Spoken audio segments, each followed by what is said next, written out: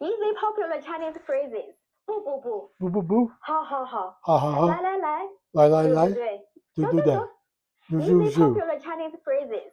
不，好，来，来，对。走。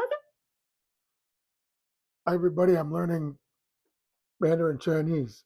Trump is over in South Korea meeting with President Xi of China, and we're all going to be learning Mandarin Chinese here. My buddy Ali, where are you? He's a little squirmy today. Hi, Ali. He met this Shih Tzu little doggy. We went on a walk, and they kind of became friends. Little girl Shih Tzu, and so he said we need to learn Mandarin so he can speak to her. Yeah, where's your little treat here? These are Ollie treats. Here we go, Ollie. There we go. Ollie treats. And so we're gonna be learning Chinese together. And I got this thing. It's online. There's all kinds of stuff on the internet, but this is a cute Chinese girl. Let me play it again. So, easy popular Chinese phrases. 不不，不不，好，哈哈，来，对，do today. 走。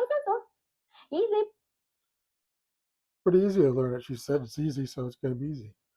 And so we're going to be working on that. And this is to get a little bit serious here. I've been writing several articles lately about China, about how important it is for us to keep up competing with China. And Trump always says, "Well, we're the best. We're number one. We have the best economy in the world, and all that." But well, things aren't always exactly as Trump says they are. He's a guy. If he was losing 100 to 0 at a football game, he'd give a huge pep talk at halftime to the team and see what happens. So I have a couple of things here. First, if you've seen my Substack, make sure you see my uh, where is it? Here, make sure you see my Substack, johnseiler.substack.com, and it has all kinds of good things on there. This should be open. And here we go. We have this is the PPP purchasing power parity for economies. And look at number one, it's China, $40 trillion, and we're number two, $30 trillion. Number three is India, 17 trillion, and Russia, 7 trillion. So notice too, Russia is not a gas station with missiles like that idiot John McCain said. It's a very big economy, not as big as ours or China's. And they have some high tech stuff there. But look at China. Number one, $40 trillion. This is more accurate than the usual GDP that they give you. That people talk about, like Gavin Newsom when he talks about California, we're number four GDP in the world. No, on this they'd be like California would be like number 12, but that's not um, as dramatic for him in his presidential run. You can look up PPP online to see how it's better than the other one, purchasing power parity. But we have another one here. Let's see. This is one I wrote a whole article about. It's the 2025 research leaders, leading institutions from Nature magazine, nature.com. You can look at there or go to my Substack. I have a link. And I'll put a link below too on this thing. This is the number of pages in 2024. They have a kind of configuration what a page means. You can check it out there. But number one, Chinese Academy of Sciences, 9,445 pages. Number two, Harvard, Go Crimson, 3,915 pages. So about 40% of what China is, what the number one is in China. So why isn't Harvard number one? Number three, University of Science and Technology of China. Number four, Xialing University. Number five, Peking University. Number six, University of Chinese Academy of Sciences. Number seven, Tsinghua University. Number eight, Nanjing University. Out of the top eight, only one is in America and the rest are in China. Number nine, Max Planck Society, Germany. Number 10, Shanghai Jiao Tong University. And it keeps going like that. It keeps going. China's just beating everybody with The next unit American one is Stanford University, 1998. So, and then next is MIT, Massachusetts Institute of Technology, 17. Then Oxford University. Then more Chinese universities. We have Caltech out here in California, big, really big one. They're number 57, way down on the list. And Cambridge University, 26, just above it. University of Michigan, where I went 2 years before going to Hillsdale. So good for them. Go blue. And Yale, number 2 in America, supposedly, but they're number 31 on this list. Because science, as I detailed in my article, science runs everything. It starts with everything. Science, you have science first, then you have engineering, and that's what runs the world. It's how you make stuff. We were recently embarrassed. It'll be in the news, and Trump's going to talk about it. But China cut off our rare earth metals that they make like 95% of them on the planet.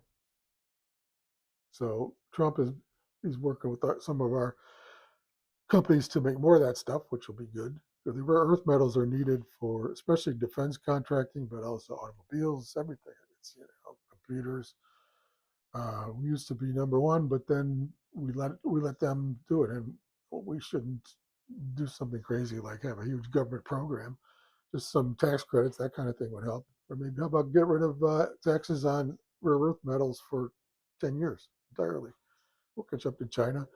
And look what China did. They had a problem because you need helium to make these rare earth metals, and they were like number 50 on that. But in 2 years, they produced helium. They increased their helium industry and became number one. That's what they did.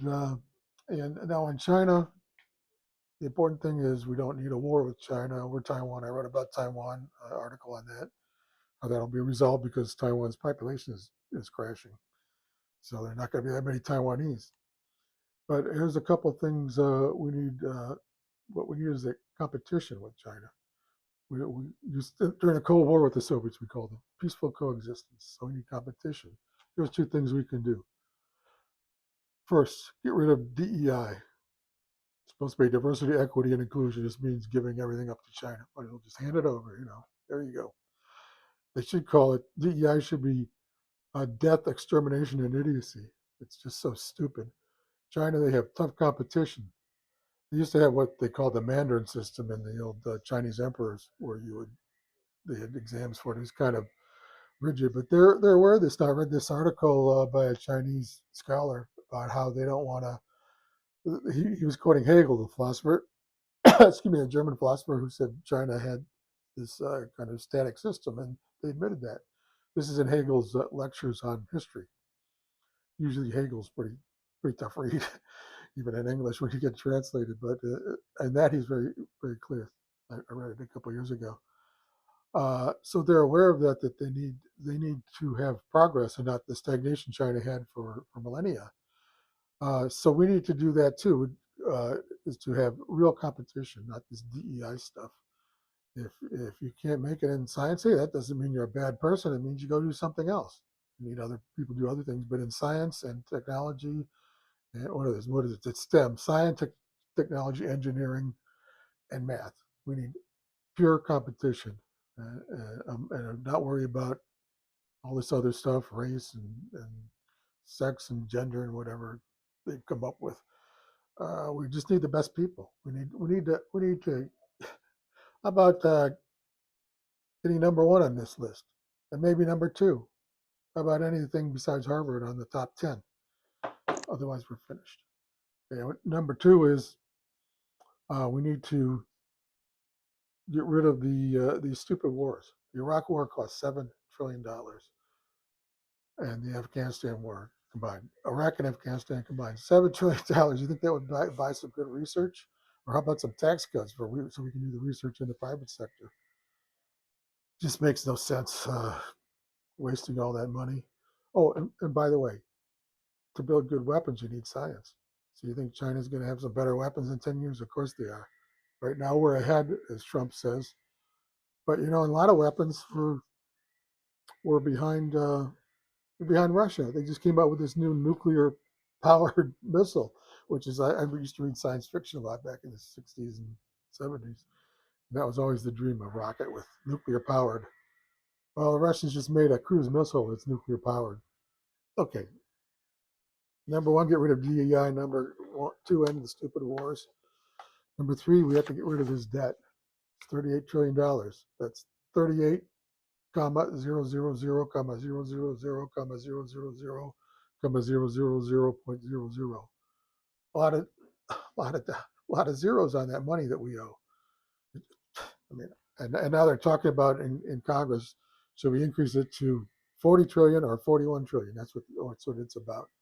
The Democrats are saying, yeah, let's do it to 41 trillion so we can give everybody free health care and bring all the immigrants back that Trump got rid of. Give them all free health care, everybody. Obamacare, we need to extend Obamacare. And Republicans, who knows what they're up to. But without that, the country's just going to go bankrupt. It's just going to be a big mess. So Trump is going to be over there talking with Xi, but the real thing is back home here. Are we going to deal with this? Are we going to get people who can do the science, who can do the math, who can do the engineering, who can build these companies? Are we going to do that? Or are we just going to, like I'm filming this on my new iPhone that I got. The other one I had, the iPhone 12 mini, which I liked, conked out. Stopped working much. It was uh, iPhone 12 5 iterations ago, and this one is I like a lot. Is the iPhone Air, iPhone 17 Air. It's really good. It has good pictures and everything. I hope you like it. But it's made in China. They were supposed to ship some of it over to India, but that didn't work, I guess. It's designed by Apple in Silicon Valley, as they say, Cupertino. They have good engineers there, yeah, good companies. But how long is that going to last when China's just beating us on this science stuff? So everybody, where's Ollie? Come here, Ollie. Come on, Ollie. Come over here. Come on. I'll give you another treat. There you go. Ollie wants to say goodbye. We're going to go for a walk and find that Shih Tzu. Am I saying it right? Shih Tzu? I know people pronounce it a different way. I think that's the right way. But we'll give Ollie another treat here. He's been a good boy today. And oh, by the way, today in California, it's right now 75 degrees and it's going to go up to 90 on October 29th. So, I mentioned going to New York. I'm rethinking that. Right now. California's looking pretty good, at least today. And we'll go for a walk soon. Here we go, Ollie. There we go. These are great ones. I got it because of his name, but then it turns out he really liked these more than anything. Jerky strips. So okay, everybody. Remember, we're going to be learning Mandarin. Let me get that up here again. Popular Chinese phrases. 不不 Boo 不， boo boo. 好好好， Uh-huh. 来来来， Lai lai lai. 对对对， Do do 走 day. 走走 Zhou zhou zhou. Easy popular Chinese. There's a lot of free stuff on learning Chinese on the internet, so I'm going to be using that. It's pretty good. Get a few phrases in there and learn some of the writing. The characters are tough, and Ollie's going to be learning too, so he can talk with his Shih Tzu or bark together, whatever they do. Okay, talk to you later, everybody. Remember, we got to beat China in a peaceful way, peaceful coexistence. Bye.